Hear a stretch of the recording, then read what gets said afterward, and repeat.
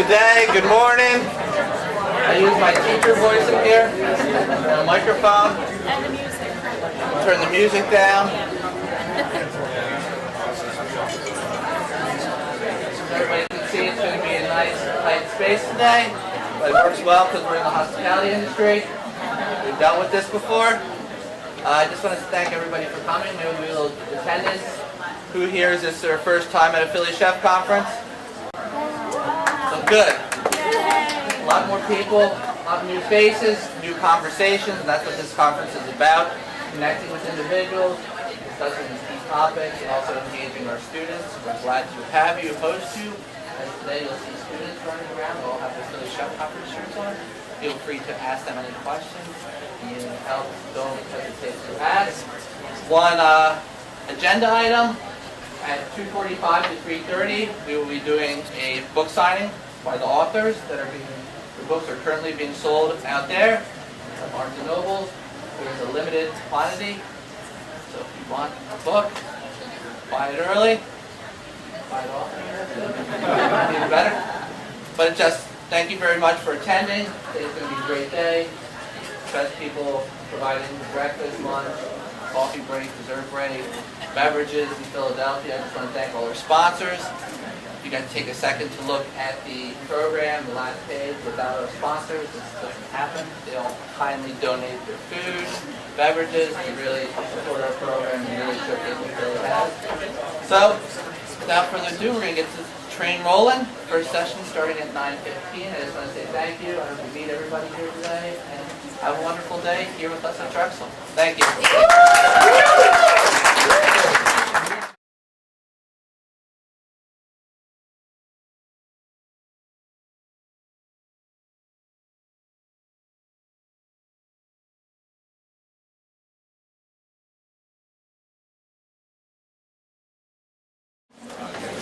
I'm sorry that I'm trying to sit back.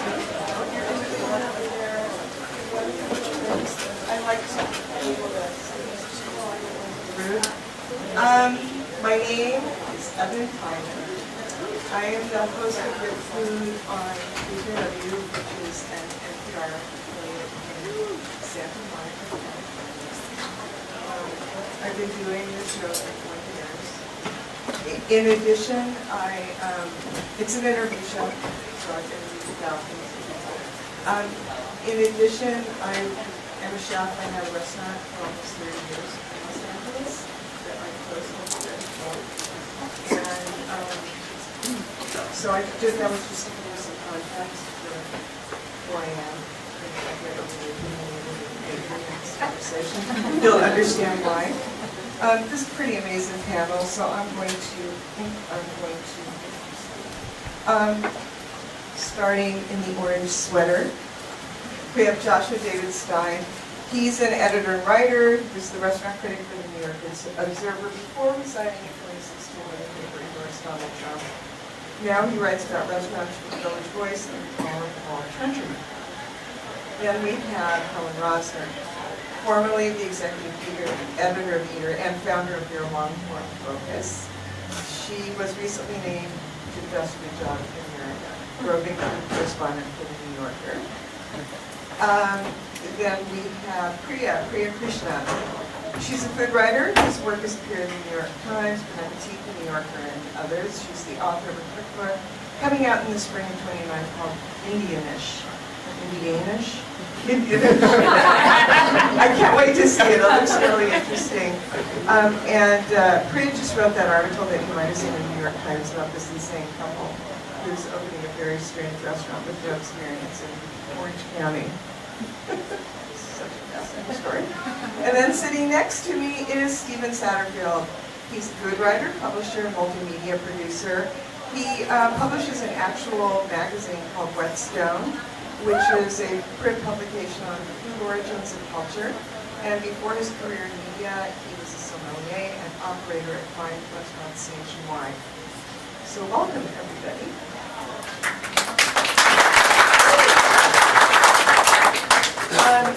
So this panel, the responsibilities of a food critic, is just, of course, we're going to solve this in 45 minutes. In this era of clickbait news, journalists tend to throw light on the screamers, the shitheads, the crazily greedy, the quiet and the focused, not so much. Given that focus is the great gift that media can give consumers, the decision of where to throw that light and on what becomes more important than ever. So what are the responsibilities of the food critic? That said, only one of us up here, Joshua, has a regular assignment that could be construed as restaurant criticism, although I believe that your tone goes beyond that. So we could have the whole time we kept discussing here who is a reviewer, what is a reviewer, but just for now, we could talk about is it an antiquated conceit, who are they, but for now, let's just take the definition that reviewers are the substitute diner. They are the avatar for us. So in that role of substitute diner, are they the moral arbiter? Now our focus is on sexual harassers, but it could just as easily be on so many other things. Are farm-to-table restaurants really farm-to-table? Are kinder, gentler purveyors of made meat actually have vertically integrated boxes in their trash can? So where's the boundary? Are reviewers reviewing the food, or are they also default investigative reporters now? So I want to start with also, it's just such a weird time right now. James Beard, I'm a judge for a category for the James Beard, and we all got this email saying, if you have concerns about a chef, restaurant, or a beverage professional, or about the culture around a restaurant or restaurant, leave the person or business out of the nominations. Wow. So let's start with you, Joshua. You recently wrote an article, has the best title ever, Bardot in the Bardot. And in it you say, quote, what was revealed wasn't Natali's behavior, but our long-standing tolerance of it. Go back and reread Heat, because if that isn't the slavering apology of her creed written by a pig-eyed prig for the delectation of the inner men's rights activist that lurks in the hearts of all bourgeoisie, I don't know what it is. What a sentence. But I stand by it. So, I mean, talk a bit about what you were trying to tease out in that article, and perhaps share what the Bardot is for those of us in the room who don't understand. Okay, so, well, I think everyone here knows about Babo and Batali and all that stuff, so that's the Babo part. The Babo in traditional Buddhist teaching is what did I say? Oh, sorry. Yeah, the Bardot in traditional Buddhist teaching is the interim between reincarnations after you leave this life and before you're reincarnated into the next. And it's kind of like what I say in the piece, and it's true from a Dharmic standpoint, is a cosmic waiting room where your karma is evaluated. But one of the things, so I just wrote that piece after I went to a workshop on dealing with death in the Buddhist tradition, and the teacher gave a teaching that the kindest thing you can do to someone who's dying or died is telling them that they're dead. And then I went to Babo afterwards. But what I write about in the piece is that Batali stepped away from his restaurants, which is the most vague and unsatisfying way to possibly term any disentanglement, because there is basically no financial divestment. So he's still profiting from every time you go, even if he says, I think that the statement that they gave me was, he's taking some time away and he has full faith, and Mario has full faith and confidence in the team at Babo. Now for me as a critic, and I think it gets to the point, it's like I'm also a human being, and so when I go and eat at Babo, it's like, how do you balance that pleasure with the knowledge that you are still allowing this man to profit? Even if there's been a cultural change in the kitchen, which I'm not sure there has been, but from a financial nuts and bolts P&L spreadsheet, how he pays his, his income, what kind of house he has, like you're still benefiting.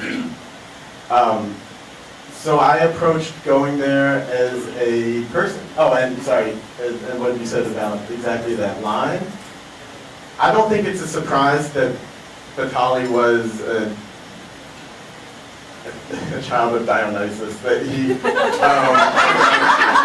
he indulged and had prodigal appetites, and that you had to be willfully ignorant, I think, not to extend your empathy enough to realize that he did that, what that actually looked like if you worked for him. And I've been guilty of that across the spectrum, not only with Vitaly, but with other people too. And the painful part of eating at Bardot was every pleasure that you got from that menu was some sort of, that I did, and the food is just delicious. As a critic, great, it's delicious food, but every bit of pleasure, we felt that it somehow had provided cover or encouraged us as people to overlook the toxic and insidious aspects of his personality. So that's what I meant by that. Also, I just read Heat, and I was like, oh, this is the grossest shit ever. And we knew about it, and it was celebrated. That makes me furious. Helen, you've written quite a bit about,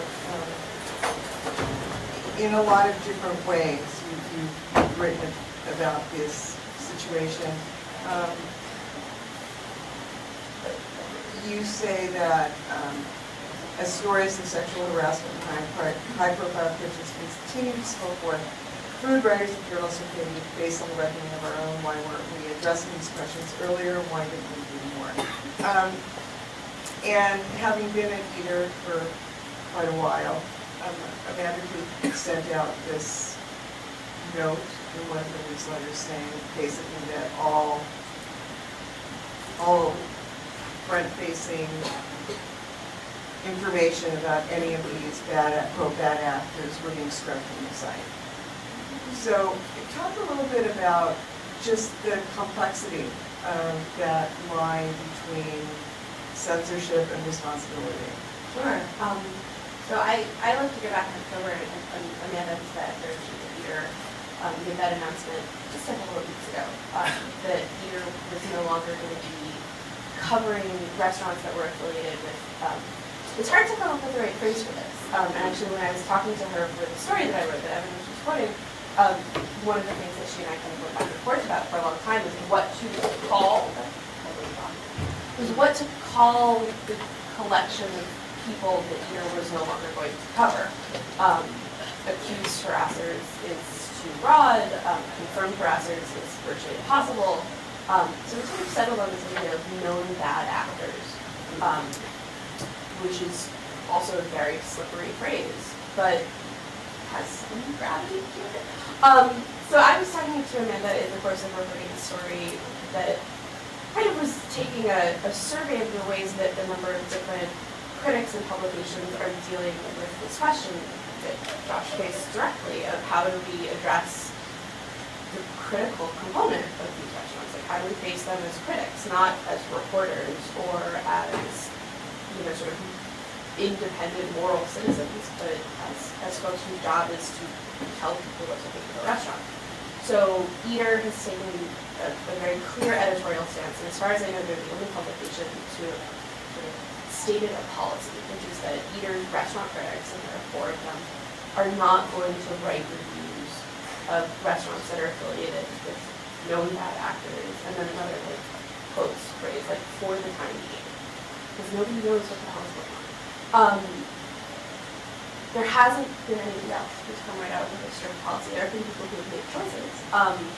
Jonathan Gold, the LA critic, who doesn't bestow stars. And so if you think about what a critic's power is, if he is an extremely influential and powerful critic, which he is, and he does not give stars, the way that he exercises his power is not by giving stars, but by choosing to write about a restaurant at all.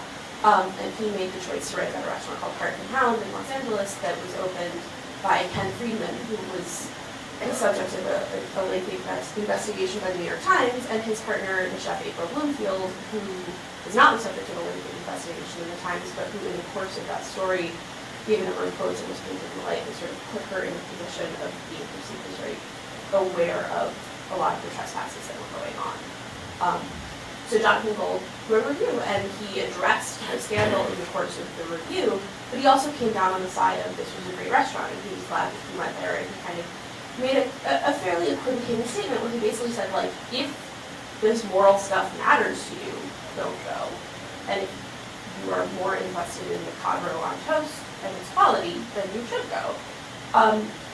Which from a distance, I think feels like a fairly balanced way of approaching it, but then the more that I was reading it, the more I was thinking about it, and the more that I was pulling it apart, the more I started feeling like it was in fact a very cowardly approach. See, well, Yeah, no, bring on. he didn't say, he said that she is an important human right voice and she shouldn't be silenced. And at the end of the conversation we had here, I'm going to just sort of talk about some things that I think that I come to from a personal standpoint, but because everything is more complicated than it appears. And including, well, let me just start with this, including the idea of divestment.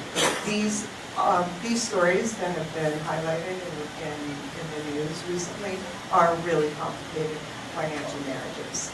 They're like the highest level of Hollywood big stakes money marriages, and to end them and to end the financial entanglement does not take 2 weeks or 3 weeks or a month or 4 months. So these stories of divestment will eventually happen. And Or not. I doubt it, seriously. I mean, But then I don't. There's no reason why I need to go to the restaurant until that does happen. No, absolutely. No, absolutely. But you know, those of us who live within the industry or have operated within the industry understand how more complex things are than what's shown on the outside. I think that's where this circles back to the idea of criticism.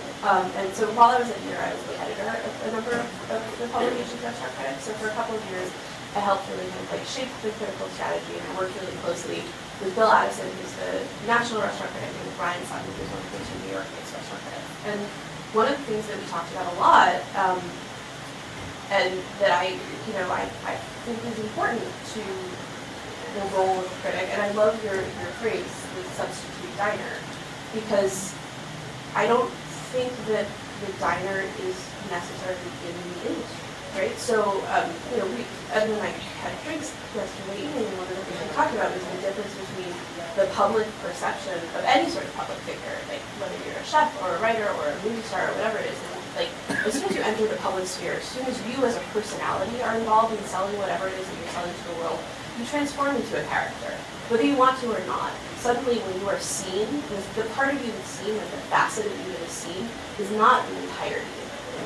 And I think that criticism and the debate about what criticism is right now really boils down to this, that like those of us who are sitting here on the stage, and probably most of us in this room, have a lot of intimate access to aspects of individual cooks and restaurateurs and hospitality folks, and also to the operating factors of the restaurant and hospitality industry that the quote-unquote average diner doesn't have access to. So when we're put in that critical position, when we are the substitute diner, I think we are supposed to be the ideal substitute diner, right? Like, we're supposed to know as much as we possibly can. That doesn't always mean having a culinary school or having worked at the restaurant, but it does mean approaching the restaurant and the chef with as much knowledge as you can possibly have, and also with as much sort of generosity and openness to whatever it is that they're going to give you as you possibly can have. But is it fair for us to expect the vast city of millions of people in Los Angeles, or to take a different example, like the city of Houston, where Paul Key, who was arrested almost 2 years ago on a domestic assault charge and hasn't yet stood trial, recently opened a restaurant, and Allison Cook, the restaurant in Houston, took a really, I'm talking a lot, so I want to wrap this up, but like, she took a really interesting approach to how she did her review, which we can talk about later. Like, is it fair to expect every single person who lives in those cities to have the level of knowledge or intimate awareness of the financial arrangements or the educational history or like the debt or the hopes or the dreams or the niceness or the assholishness or like whatever it is of the people involved in these restaurants? Or should we just say, if you're a diner and you want to spend your limited amount of money in a way that makes sense to you, I am going to be the intermediary who helps you filter that. And I'm going to impose whatever standards I feel are morally, financially, and aesthetically appropriate. Okay, so now it's perfect for Priya to step in. Because Priya recently wrote a really interesting article for Chesney on the role of PR in all of this. And you talked about the focus on responsibility of PR, and you speak about trust. For me, PR is really, really interesting because it is a realm of a lot of young women. Often they're young women, it's their first job. And for a lot of them who have hopes and dreams of restaurant writing, which is becoming, or food writing ever more elusive as an actual profession, a lot of people turn to PR. So share with us some of your thoughts about what you covered. Well, there are a couple things that I thought was interesting. At that time, people were talking about how the James Beard Foundation was making a statement, places like Eater were making statements. It seemed like everyone in the food industry was sort of reckoning with the reckoning. And my very first gig in New York was working for a small restaurant public relations firm. And I kept thinking, like, what about the publicists? Unlike journalists who, there is not like a financial transaction when you write about a restaurant. For PR firms, when you represent a restaurant, you're being paid, and there is an element of trust on the publicist level that their publicists have their back no matter what, and then trust from the publicist to the chefs that they're running a clean, honest business. And there's a difference between PR and restaurant PR and crisis communications.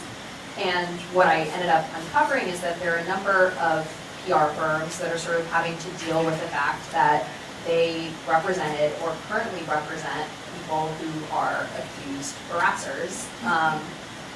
And they're sort of having to struggle with taking their own moral stance on, well, is PR just a job, or are our clients a representation of who we are and what we stand for as a company? And the other thing that I found pretty shocking was how many PR firms openly said that their publicists have been harassed by their clients, and yet they don't have systems in place for reporting, for telling these publicists who are young, fresh out of college, probably haven't been given the tools to recognize what harassment is and know how to report it. That just doesn't exist because, to be fair to a lot of these PR firms, a lot of these are small startup businesses that don't have a huge corporate infrastructure. And I guess there was one publicist who really struck me and ended up being sort of the through line of the piece. She represented Voigtful, the restaurant that is part of the sort of Henry Mini Bloomfield empire, and it's run by two amazing women named Erica Nakamura and Jocelyn Guest. And this publicist, she only represents queer women. That's sort of her, what she has chosen to do.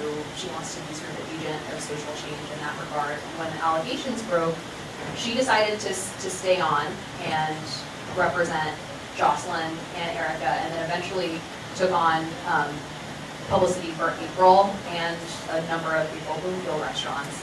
And for her, she told me that, just because a chef gets accused or a restaurateur gets accused, that doesn't mean the rest of his empire should go down with it. And, April and Erica and Jocelyn are three really, powerful, interesting female figures, and she felt like as a queer woman that she had to be there and, stand up for these queer women restaurateurs. And that felt like the definition of sort of this gray area. Me personally, I don't think I can walk into the Spotted Pig and not think of the rape room that's happening on the third floor. I can't divorce those things. And one thing that Amanda Clute said in that newsletter was, there are so many good restaurants out there run by not shitty people, so why should we cover the ones run by the, potentially shitty people?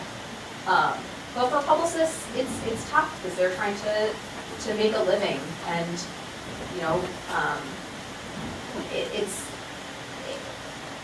it's less.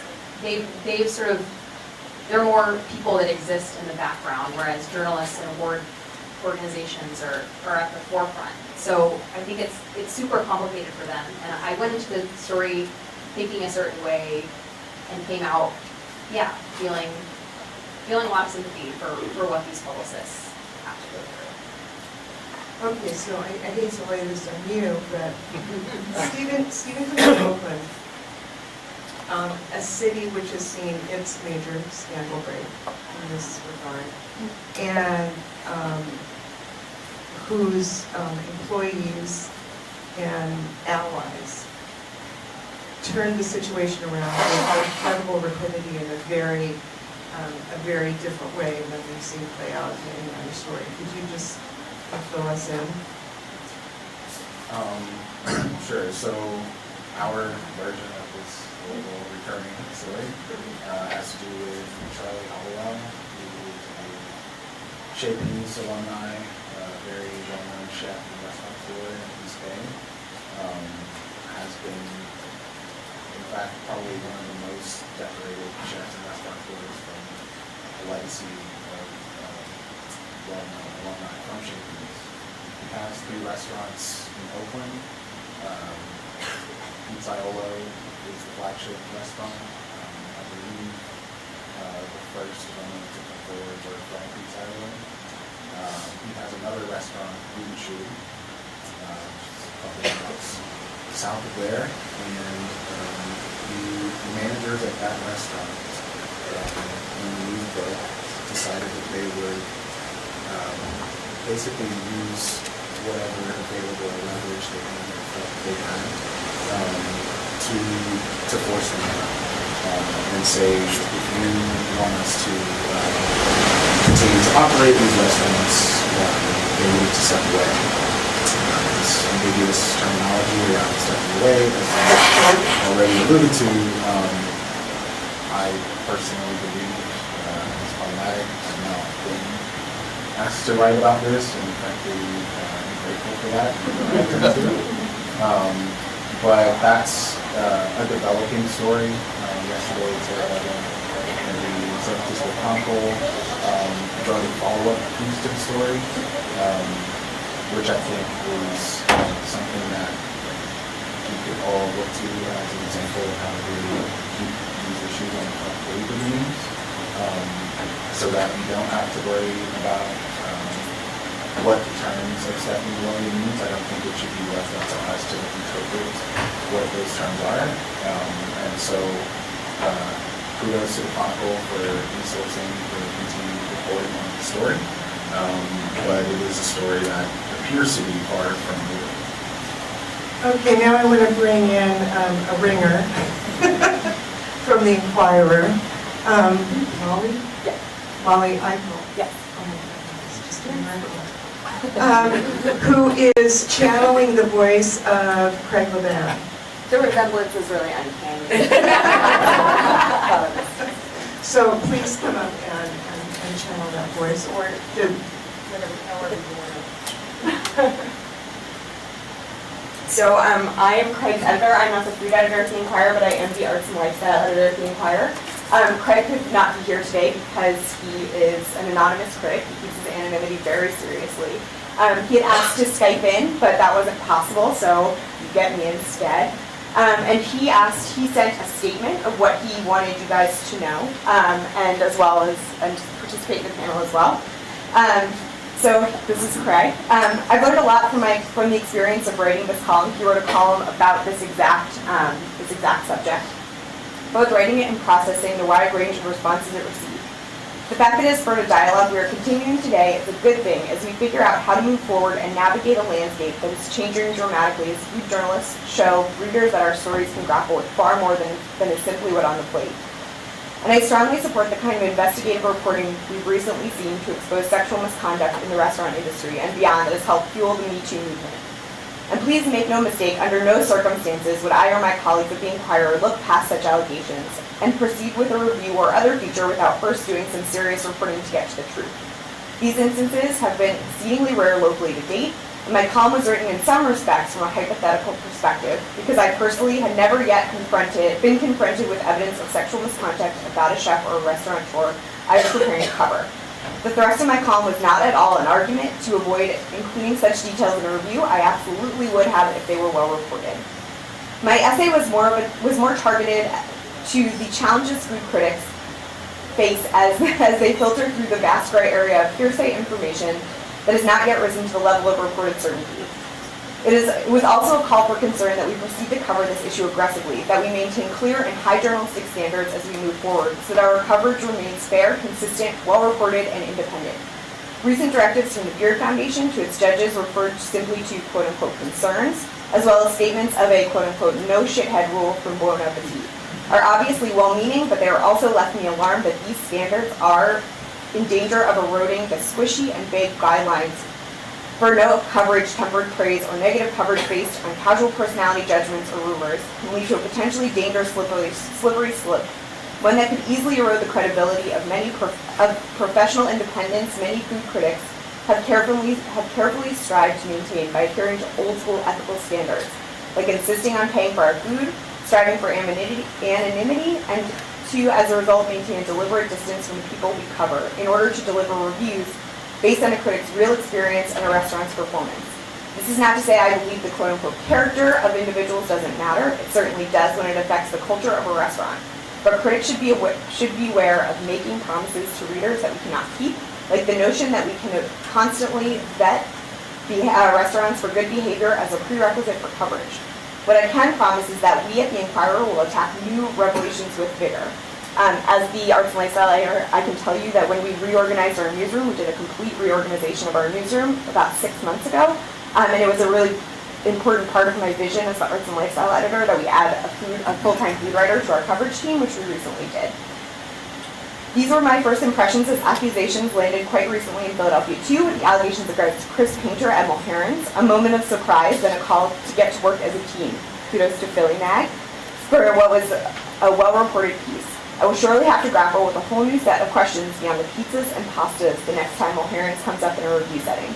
I will be looking very closely at how this restaurant as a whole handles the situation as I weigh where Mulheron sits in the city's restaurant landscape. Until I get to that moment, I continue to watch and learn from the examples of talented counterparts around the country.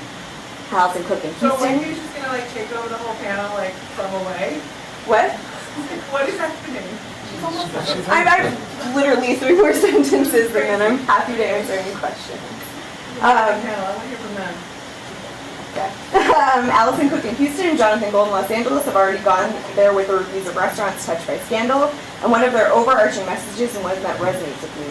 The issues must be aired to the public, but restaurants are also complex organisms, and their experiences are often the sum of many talented and blameless employees. Should their work also be considered despite the ugly actions of certain individuals? My instinct says yes.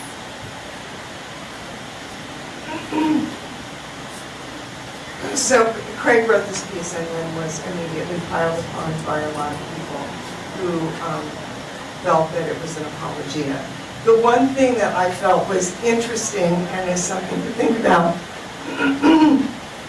was it's one thing to respond to really well-reported stories, as we've been talking about it here, but new restaurants are opening every day. New chefs are percolating up to the level of attention for their quality of the food that they're presenting and the type of restaurant experience they're offering. This idea of how to read the future or who to listen to is really tough. And I would just really enjoy it rather than responding to questions if you guys would just start having a conversation, because I think it's a conversation. I'll just say one quick thing regarding that statement. Restaurant criticism or food criticism as an endeavor, I believe, is primarily a cultural endeavor. The stakes are not the same as other forms of journalism. I think we can all agree on that point. When you use the platform that we're discussing, essentially what we're talking about is a system of power. And within systems of power, we have seen across industries examples of men exploiting those positions and systems of power. And when we have another man who is a restaurant critic, who is in a position of power, whether or not he is wielding the power in the stars or in the editorial copy itself, it's still problematic to shine a light on people who have piles of smoke billowing from around them.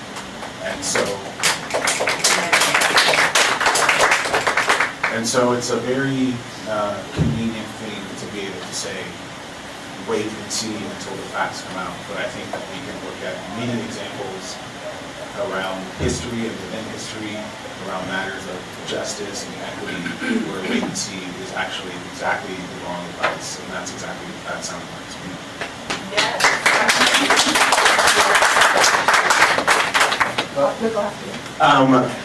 I mean, obviously, I agree with that. I think to some extent it depends on the nature of the light that you're shining. I think if you're thinking of restaurant criticism as like, this is good, this is bad, as service journalism, I think it's really problematic.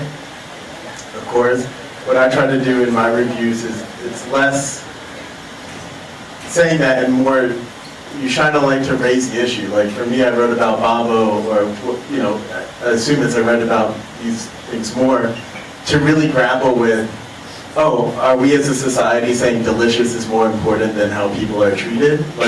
And for me, because I've been a critic and a food writer, I kind of use the form of a review to yank people, not to yank people in, I feel like I'll reach an audience that's more receptive to the message if there's a little, I don't want to say sleight of hand, but they're like, a peppy poppy seed sauce, great. And then you move into it, but this is actually what's going on. It's kind of camouflage to get people in. Priya, you mentioned the third floor of the Spotted Pig, and the thing that kept on going through my head and keeps on going through my head is that's a perfect metaphor for how we as critics approach, and people, just consumers, approach the experiences. There's no separation between the dining room and the rake room, the front of house and back of house. You come to a restaurant as a full person. You review a restaurant or write about a restaurant as a full person, and you are responsible in for every aspect of that. PR, I think PR is another great example. It's like, you can't divorce your personal moral culpability from your professional calling. And you can't divorce your professional values from your personal values. That's all one. That will all be evaluated as one. You are responsible for all of that. And I think as a writer, that's something that I think when I left The Observer, it was really at this moment of thinking, I can't say on this thing professionally, profess personal values, and then operate that way. Not only for chefs, for a lot of people, this artificial creation of cubicles, this is who I am professionally, this is who I am personally. Those cubicles don't exist, they're fake walls. It's just open space, and you're responsible for all of it. I was one of the people who got mad at Craig Levin on Twitter. The Washington Post called it a thunderous tweet storm. And shortly after that, I realized that anything that I spent that much time on Twitter talking about should probably be a column, so I started writing about it. And one of the things that I believe in as a journalist is that if I'm going to criticize somebody in writing, I should call them up first and talk to them. So, when I emailed Craig and I said hi, I'm writing about all those things I said to you on Twitter, and we talked, which is terrifying. I just, as a journalist, I don't know how many of you are food writers or aspiring food writers. It's fucking horrible, doing that. When I covered Mario Batali's scandal for The New Yorker, I reached out to him and we talked, and it was awful. I was hoping he was not going to get back to me. But I think it's really important, and I think that this ties into this question of moral responsibility, which is that you have, the only way out is through, you have to dive into it, you have to face people. So I was really, really upset with Craig's column. I thought it was irresponsible, I thought it was short-sighted, and I also thought it was kind of poorly articulated and poorly written. When you actually got into it, and you saw what he was saying, and I'm going to get to this in a second, but I'm also very disappointed by his statement, because I think it doesn't really articulate anything different from what he said in his column. He was setting up a series of hypotheticals that made absolutely no sense. And if they did make sense, even if you did allow that the hypothetical that he was talking about was real and relevant, it didn't make any sense to talk about it to like a broad readership. He was talking to his friends and his fellow food critics. Like, why would you want to stand up and tell all of the people of the city of Philadelphia, and the headline of this story was, "It's not my job to judge a chef's character." Like, and when he and I spoke, he said that he didn't choose the headline, which is true, you know, we don't always choose our headlines, but that is a pretty clear broadcast. Why would you tell the entire set of people in this city that you believe in things like slippery slopes? Like, that's such a keyword, right? Like, for anybody who covers these ethical issues, you know that slippery slope, or things that he had a phrase that was like substantiated rumor, which is First they banned bump stocks. I know, it's like, well, these are things like, what is a substantiated rumor? What does that mean? That means something that's been verified. Well, how does harassment work? Like, if you have any experience with harassment or assault, you know that literally the only evidence is testimony. Like, there isn't, like, jewels to find in a sock drawer. There isn't a dead body to find under a pile of leaves. There is no physical evidence unless you catch it immediately and you actually get cops who care about a rape kit. You actually get a prosecutor who cares. Literally, the only harassment, like, evidence that exists is testimony. And testimony is another way of saying rumor. So what he's saying is there is no standard of proof that is sufficient for me to care. And I know that that's not true. I know that's not true. I talked to Craig for like almost 2 hours. We had a really enjoyable, often kind of argumentative conversation that was on the record, and it was like, I liked talking to him. I liked having this conversation, but I said, like, do you really believe that there's no standard that will allow you to believe this? And he said, of course not. And of course that's not true, because Craig's not a monster. But he took an argumentative perspective from his position as critic that I think was, I don't think it was well thought out. I'm disappointed to hear that he hasn't moved on in the way that he was thinking, because I came away from our conversation thinking that he regretted a lot of what he wrote. And I guess that's not the case. But like, when you're a critic, like Stephen said, you have a huge amount of power. And your power is changing, and it has been changing ever since the advent of the internet, but it is still power. And even if you're not anonymous, even if you take more of a cultural perspective than like, is the food delicious perspective, you have a lot of power. And power requires moral nuance. Power requires paying attention to the fact that every single word that you say in public carries louder, stronger weight than the words that other people say in public.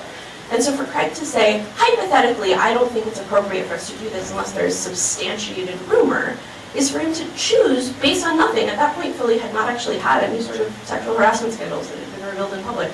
Like, he was just coming out there for no reason, preemptively saying that he didn't think there was a standard that was sufficient enough for him to care. And I find that repugnant. I mean, how can you defend that? And that's not what a restaurant critic is supposed to do. A restaurant critic is supposed to be the camera. You're supposed to be the one who tells people out of the thousands of restaurants in this general area, these are the ones that are worth paying attention to. And to preemptively say, my standard for what is worth paying attention to does not include the health and well-being of the people who work in this restaurant is maybe something that flied in the 50s, but like, that is not okay anymore. And, you know, now that,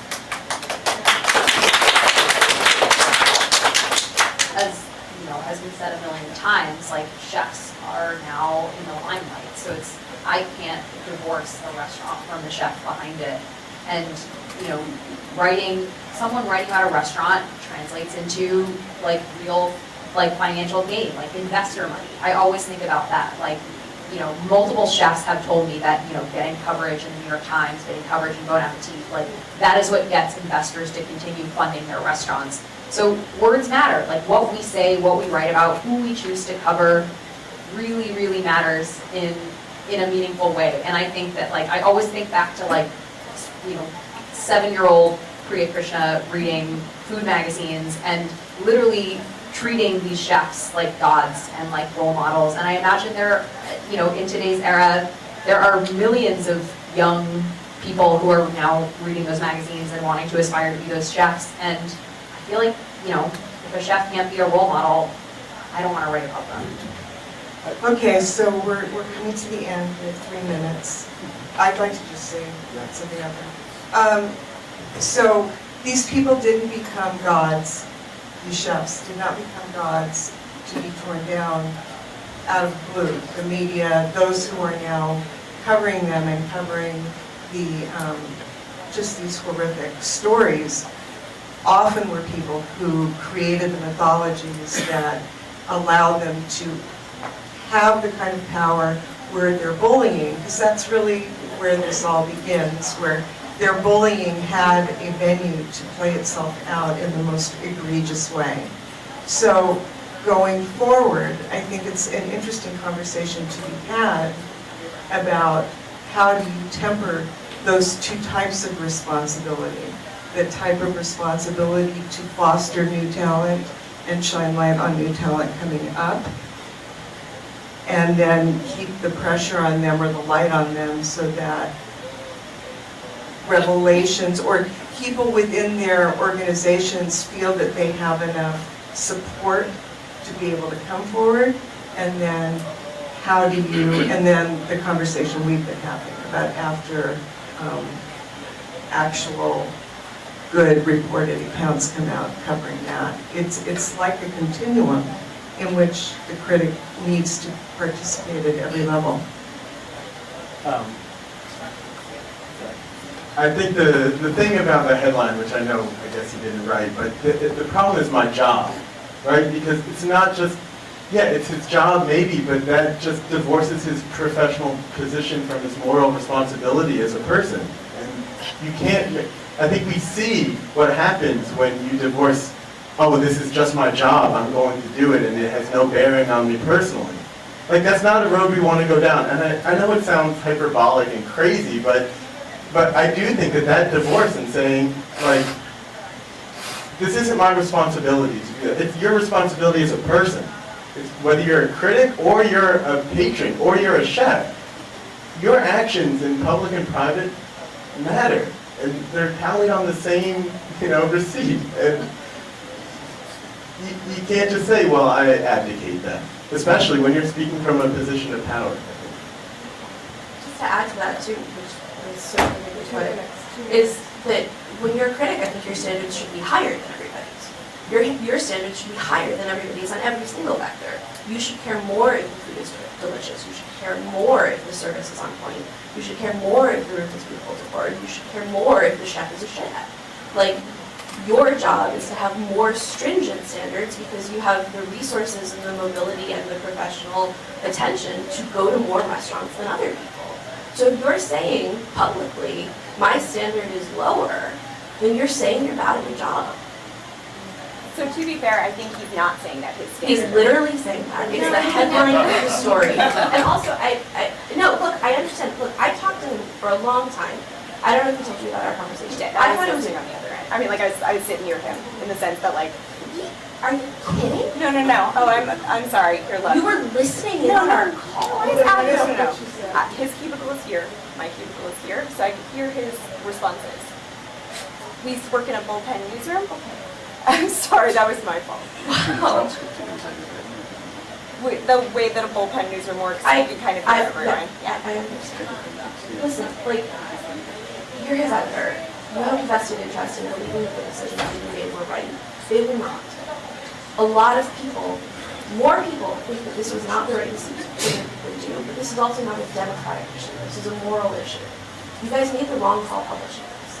I think that his moral examination is a good thing.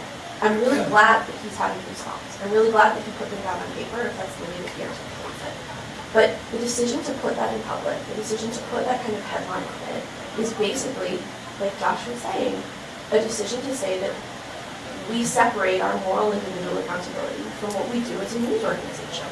And I think in any context, that is something that's indefensible, but I think particularly in the context right now, not only were issues of harassment and like relational morality are high in the news, but also in a time when like the very institution of media, criticism, objectivity, reporting, all of it is under extraordinary scrutiny. To take an affirmative public position that I don't care about a moral issue that exists entirely in the hypothetical, and that shortly thereafter was revealed to not actually have to be a hypothetical issue at all, because, and this is super important, this is not an issue of a collection of individuals. There's not one person in Oakland, and one person in New York, and one person in Philadelphia who's harassing their employees and their coworkers. This is in almost every single restaurant, and it's not just in restaurants, it's in every single workplace, it's in every single home. So for somebody with the authority and the position and the platform of Craig fucking Levan to stand up and say, I don't care, is not good journalism.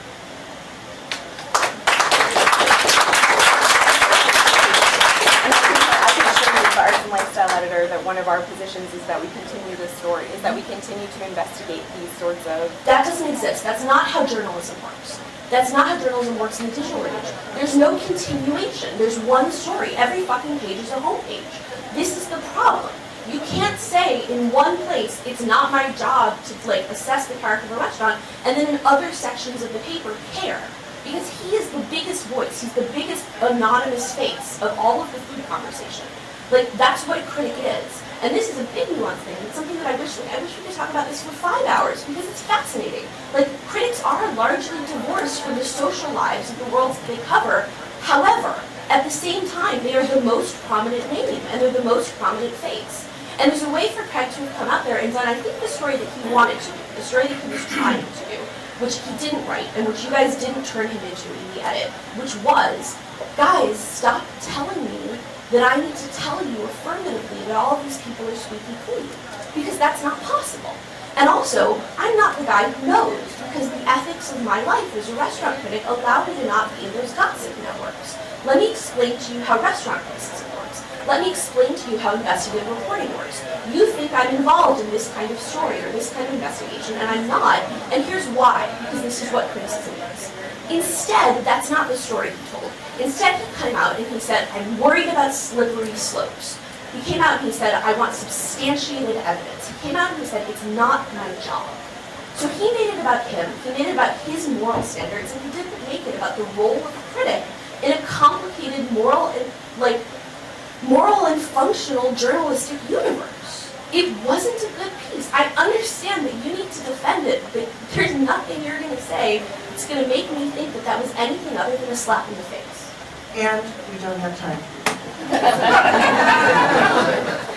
Unfortunately, to schedule a subject that is so vast and I think should be linked up with another panel that's happening on from the inside, from the outside, would be really, really interesting. So go on with your day. Go on to the next panel. Thank you for your